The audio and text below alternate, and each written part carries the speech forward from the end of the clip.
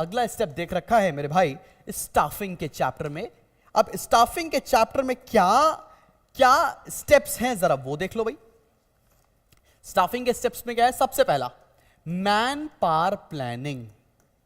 Man power planning. अब मैं आपको इंडिविजुअल चैप्टर बाय चैप्टर नहीं पढ़ा रहा हूं, मैं आपको सबसेट बना लिया है कि स्टेप्स पूरे मैनेजमेंट से पढ़ लेंगे, इंपॉर्टेंस सबके चैप्टर से पढ़ लेंगे, मेरिट सारे चैप्टर से पढ़ लेंगे। लाइकवाइज आपका टॉपिक जल्दी खत्म होगा। इफेक्टिवली 1.5 दिन की छुट्टी हमको मिली है, उस 1.5 दिन की छुट्टी में हम लोग कंप्लीट कर रहे होंगे। बात समझ में आ रही है?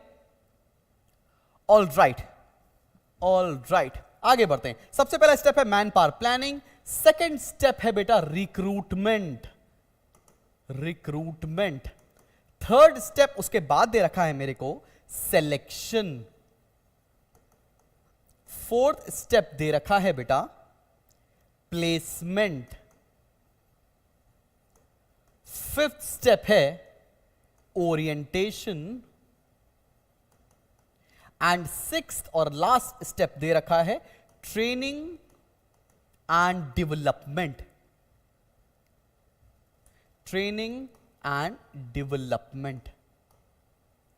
मेरे साथ साथ लिख लो ताकि तुम्हें साथ साथ ही समझ में आता रहे मेरे भाई। लिखते चलो, यही लिखा हुआ तुमको आखिरी में समझ में आएगा। ये किस चीज के स्टेप्स लिखवाए हैं सर? पहला क्वेश्चन तो तुम्हारा यही होना चाहिए कि सर ये स्टेप्स किस चीज के हैं? ये स्टेप्स हैं स्टाफिंग प्रोसेस के।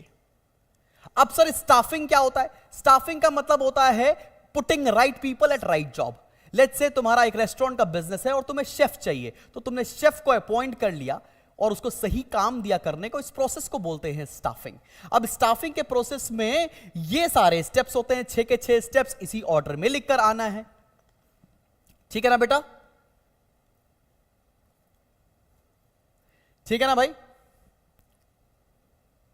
चलो भाई आओ करने की कोशिश करते हैं। सबसे पहला क्या है? Man power planning. Man power planning का मतलब क्या है? आपको कितने बंदों की जरूरत है पहले ये एस्टिमेट कर लो। लेट्स से मेरे का रेस्टोरेंट खुल रहा है और मुझे रेस्टोरेंट में 20 लोगों की जरूरत है, तो पहला आपने पॉइंट क्या रखा? Estimating man power planning. दूसरा स्टेप क्या है भाई? दूसरा स्टेप है रिक्रूटमेंट। अब भाई रिक्रूटमेंट क्या होता है? रिक्रूटमेंट का मतलब क्या है? लोगों से अपने वहां अप्लाई करवाना कि भाई हमारे वहां नौकरी निकली है, आप हमारे यहां अप्लाई करो, हमारे वहां जॉब के लिए अप्लाई करो, आपको हो सकता है हम लोग सेलेक्ट कर लें। It's like stimulating people to apply for a particular job.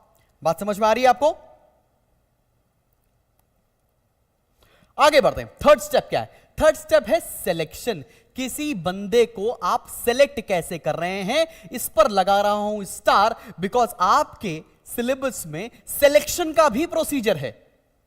आपके सिलेबस में सिलेक्शन का भी प्रोसीजर है और सिलेक्शन का भी प्रोसीजर हम लोग अभी थोड़ी देर में पढ़ने वाले हैं। सिलेक्शन का मतलब क्या होता है? Out of all people who have applied in your organisation, आप उनमें से कितने बंदों को सेलेक्ट करने वाले हो, कितने बंदों को एक्चुअल में नौकरी देने वाले हो, वो उससे बोलते हैं सिलेक्शन प्रोसीजर। फिर क्या है? प्लेसमेंट। प्लेसमेंट मतलब जिस बंदे को सेलेक्ट किया है उस बंदे को उसके अकॉर्डिंग काम दे दो, उसे बोलते हैं हम लोग प्लेसमेंट। लेट्स से अगर हमने शेफ को सिलेक्ट किया तो किचन का सारा काम उसको देने वाले हैं। Putting selective candidates at the right job is known as placement.